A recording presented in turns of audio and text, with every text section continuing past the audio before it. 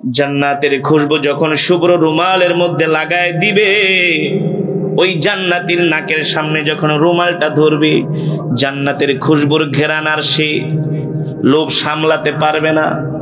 জান্নাতের খুশবুর ঘ্রাণটা, আতরটা তার নাকের কাছে নেওয়ার সাথে সাথে একটা টান দিবে। জোরে বলেন সুবহানাল্লাহ।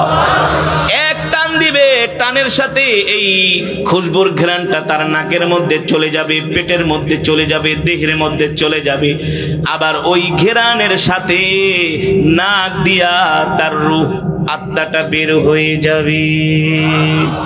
জোরে বলেন সুবহান।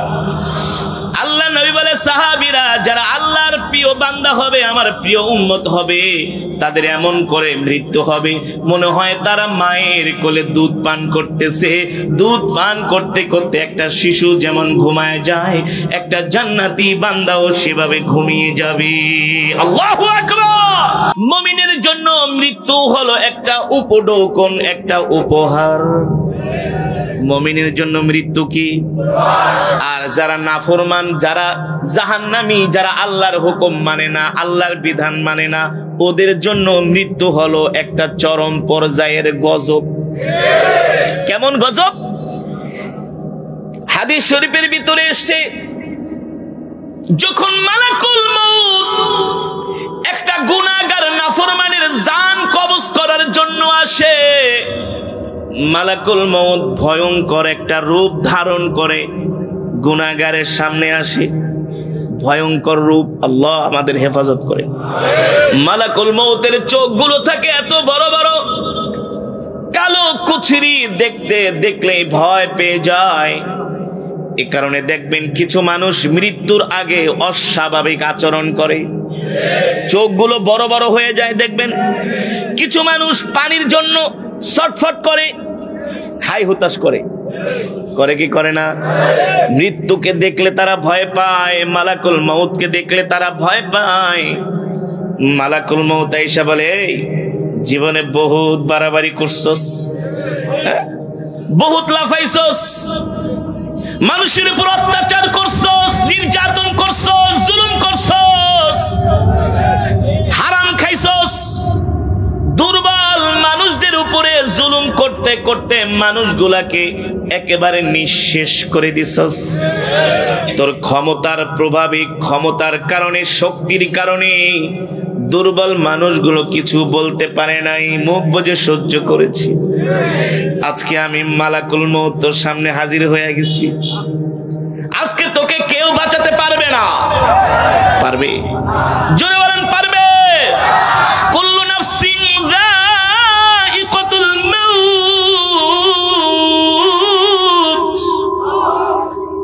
আল্লাহ তাআলা বলে, প্রত্যেকটা মানুষকে মৃত্যুর স্বাদ গ্রহণ করতে হবে। মৃত্যু থেকে কেউ বাঁচতে পারে নাই, আমরাও বাঁচতে পারবো না, ঠিক কিনা বলেন? মালাকুল মউত আমাদেরকে ধাওয়া করতেছে, ধাওয়া করতেছে। প্রতিটা সেকেন্ডে আমাদের হায়াতের জিন্দেগি নষ্ট হয়ে যাচ্ছে, ঠিক কিনা বলেন? একজন বরফ বিক্রেতা যখন বরফ কিনে মাছ বাজারে বিক্রি করে, করে কি করে না? দেখবেন বরফ যখন গলে যায়, গলে যায়, ওই বরফ বিক্রেতাটা টেনশনে পড়ে যায়, শুধু মনে মনে কামনা করে আমার বরফগুলো মানুষ কেনে না কেন। বরফ গলে গেলে তার জীবনের মূলধন সব শেষ হয়ে যাবে, ঠিক কিনা বলেন? আল্লাহ রাসূলের হাদিস বাবা আমি বানায়া বলি না, আদ-দুনিয়া মাজরাতুল আখিরা।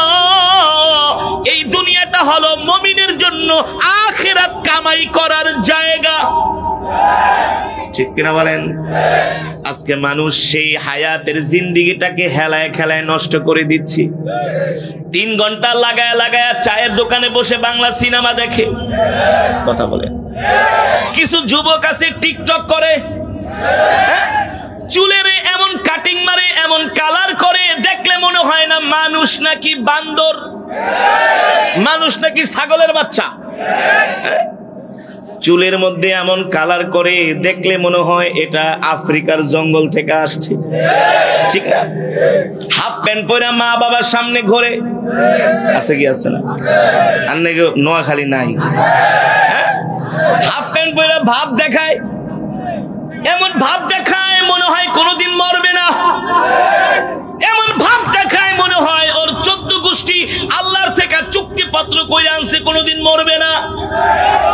আছে কি আছে না?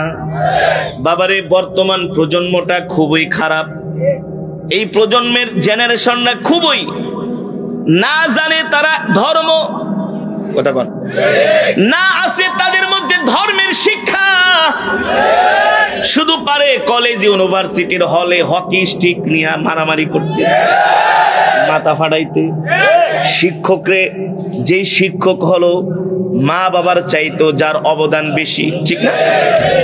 মা বাবার চাইতে যে শিক্ষকের অবদান বেশি, শিক্ষকদেরকে বর্তমানে কলেজ ইউনিভার্সিটির ছাত্ররা রুমের মধ্যে তালা লাগায় রাখে। আর স্যার পরীক্ষায় নাম্বার কম দিলেন কেন? আপনি আরে চিনেন না, আই তো ওই দলের একজন নেতা।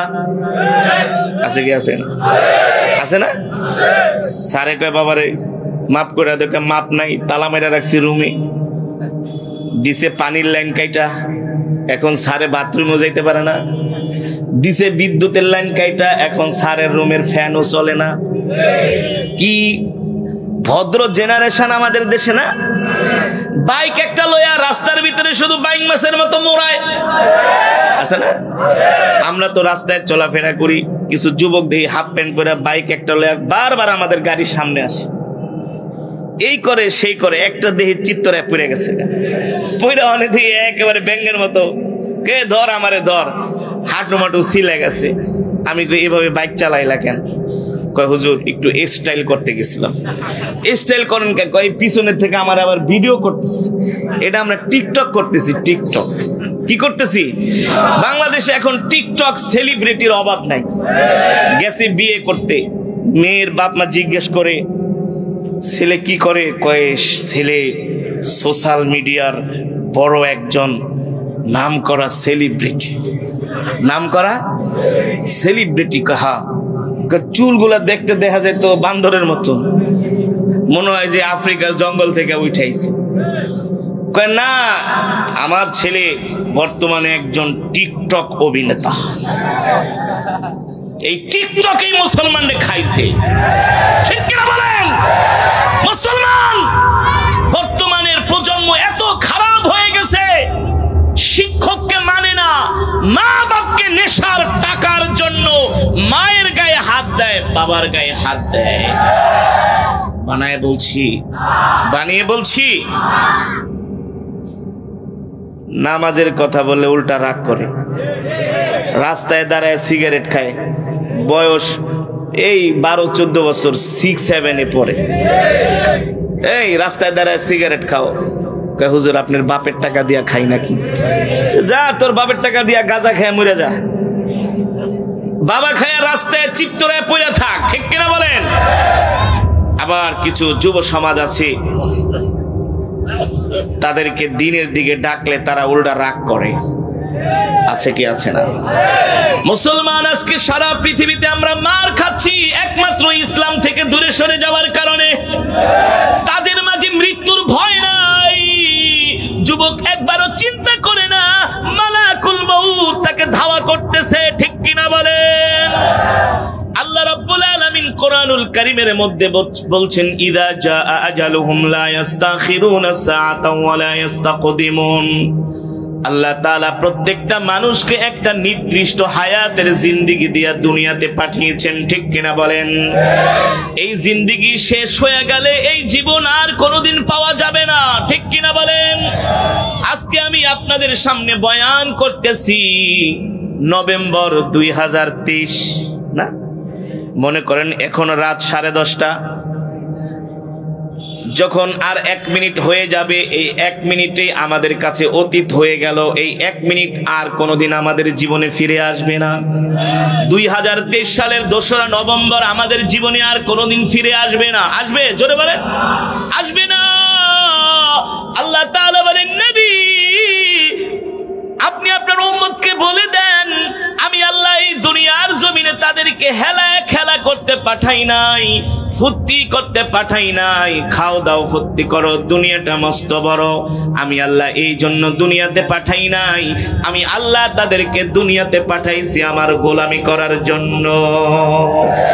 এখন মুসলমান আল্লাহর গোলামি করে না, শয়তানের গোলামি করে, ঠিক কিনা বলে? তারা 3 ঘন্টা লাগায়া ক্রিকেট খেলা দেখে, ফুটবল খেলা দেখে, টিকটক করে, কিন্তু মসজিদে যায় নামাজ পড়তে চায় না। আমি যদি জিজ্ঞেস করি আজকের মাহফিলে কয়জনই এশারের নামাজ পড়ছেন, 100-র মধ্যে 95 জনই। কথা কন।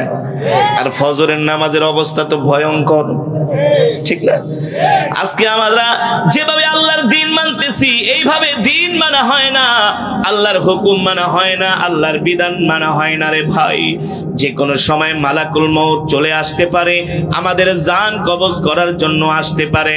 ও যুবক, তুমি ক্রিকেট খেলা দেখতেছো, রাত্রবেলা ঘুমার আগে তুমি গান শুনতেছো, অশ্লীল সিনেমা তুমি দেখতেছো, নায়িকা গায়িকাদেরকে আল্লাহর দেওয়া চোখ দিয়া তুমি দেখতেছো।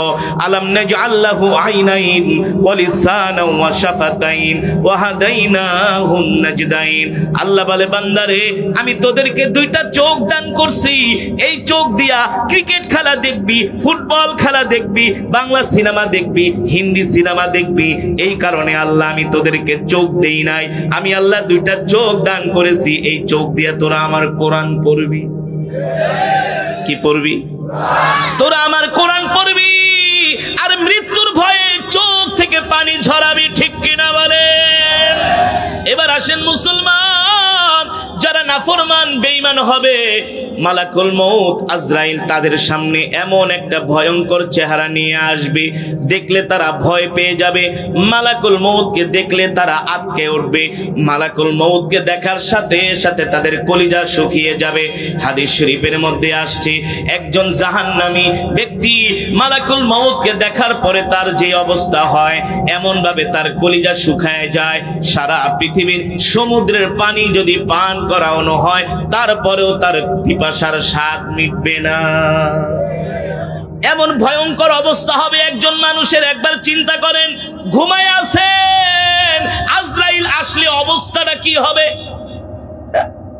এ যুবক, একবারও চিন্তা করলে না? তুমি যদি হারাম জিনিস দেখো, হারাম জিনিস দেখা অবস্থায় যদি, হারাম গান শোনা অবস্থায় যদি মালাকুল মউত তোমার কাছে আইসা হাজির হয়, তাহলে তো তুমি জাহান্নামী, ঠিক কিনা বলেন? মালাকুল মউত এসে তোমার বুকের মধ্যে এমন ভাবে চাপ দিবে রে যুবক, এ যুবক, তোমার কলিজা শুকায়া যাবে। সারা পৃথিবীর সমুদ্রের পানি পান করালেও তোমার কলিজার পিপাসার স্বাদ মিটবে না। এই কথা শোনার পরে সাহাবায়ে কেরাম তারা অবাক হয়ে গেলেন। সাহাবায়ে কেরাম মৃত্যুর যন্ত্রণার কথা শুনে সাহাবায়ে কেরাম থরথর করে কাঁপতে লাগলেন। সাহাবায়ে কেরাম আল্লাহর নবীকে প্রশ্ন করলেন, ওগো আল্লাহর নবী, তাহলে মৃত্যুর যন্ত্রণা কি এতটা ভয়ঙ্কর? আল্লাহর নবী বলে, সাহাবীরা, এই মৃত্যুর যন্ত্রণা তাদের জন্য ভয়ঙ্কর যারা দুনিয়ার জমিনে আল্লাহর দেওয়া নিয়ামত খায়া আল্লাহর সাথে নাফরমানি করেছে, তাদের জন্য ভয়ঙ্কর, ঠিক কিনা বলে? যারা মানুষের সম্পদ আত্মসাৎ করে কোটি কোটি টাকার মালিক হয়েছে, তাদের জন্য মৃত্যুর যন্ত্রণা ভয়ঙ্কর। যারা মানুষকে কষ্ট দিয়েছে, তাদের জন্য মালাকুল মউত হবে ভয়ঙ্কর, অতি ভয়ঙ্কর। সাহাবায়ে কেরাম জিজ্ঞেস করলেন, ওগো আল্লাহর নবী, তাহলে আমরা যদি আল্লাহর হুকুম মানি, আল্লাহর গোলামি করি, আমাদের কি অবস্থা হবে? রাহমাতুল্লিল আলামিন বলে, সাহাবীরা রে, আমার উম্মতকে বলে দিও, যারা আল্লাহর হুকুম মানবে, আল্লাহর গোলামি করবে, যখন তাদের জান কবজ করার জন্য আল্লাহ মালাকুল মউতকে পাঠাবে, মালাকুল মউত যা যা যা আমার ওই বান্দার জান কবজ করে নিয়ে আয়। ওই বান্দা আমার প্রিয় বান্দা, ওই বান্দা আমার ভালোবাসার বান্দা। কোনদিন আমার বান্দা আমার একটা হুকুম ছেড়ে দেয় নাই, বিধান ছেড়ে দেয় নাই। এ মালাকুল মউত, যা জান্নাত থেকে একটা সাদা শুভ্র পাগড়ি, একটা রুমাল নিয়ে যা, এই রুমালের মধ্যে করে আমার বান্দার রূহটা আমার কাছে নিয়ে আসবি। আল্লাহ তাআলা জান্নাত থেকে একটা খুশবু দিয়া দিবে মালাকুল মউতকে। সুবহানাল্লাহ বলেন। কি দিবে? খুশবু, খুশবু, খুশবু। আল্লাহ তাআলা মালাকুল মউতকে জান্নাত থেকে একটা সাদা শুভ্র রুমাল দিয়ে দিবে, আর একটা খুশবু দিয়ে দিবে। সুবহানাল্লাহ। মালাকুল মউত যখন জান্নাতীর সামনে এসে বসবে, মালাকুল মউতকে দেখার পরে ঘাবড়ায়া যাবে। মালাকুল মউত বলবে, ইয়া আইয়াতুহান নাফসুল মুতমাইন্নাহ, ইরজিই ইলা রাব্বিকা রাদিয়াতাম মারদিয়া ফাদখুলি ফি ইবাদি ওয়াদখুলি জান্নাতি।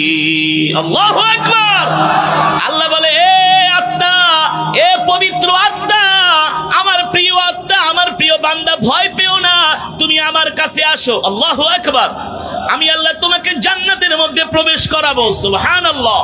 ইয়া আইয়াতুহান নাফসুল মুতমাইন্না ইরজিই ইলা রাব্বিকা রাদিয়াতাম মারদিয়া, তুমি তোমার রবের কাছে ফিরে যাও, রবের কাছে আসো। ফাদখুলি ফি ইবাদি ওয়াদখুলি জান্নাতি, আল্লাহ তাআলা তোমাকে একেবারে চিরস্থায়ী জান্নাতে প্রবেশ করাবে। জোরে বলেন সুবহানাল্লাহ।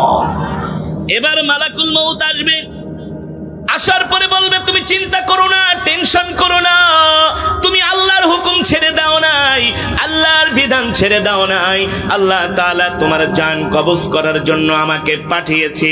শোনো, আমি তোমার জান কবজ করার জন্য জান্নাত থেকে একটা খুশবু নিয়ে আসছি। যখন আতর লাগান, খুশবু লাগান, তখন কি করেন? আতর দিয়া, কথা কয় না, নিয়া কি করেন না? আতর লাগানোর পরে, খুশবু লাগানোর পরে আমরা আতরের সুঘ্রাণটা আমরা নাকের মধ্যে টান দিয়া একেবারে মনে হয় পেটের মধ্যে চলে যায় ঘ্রাণটা। ঠিক কিনা বলেন?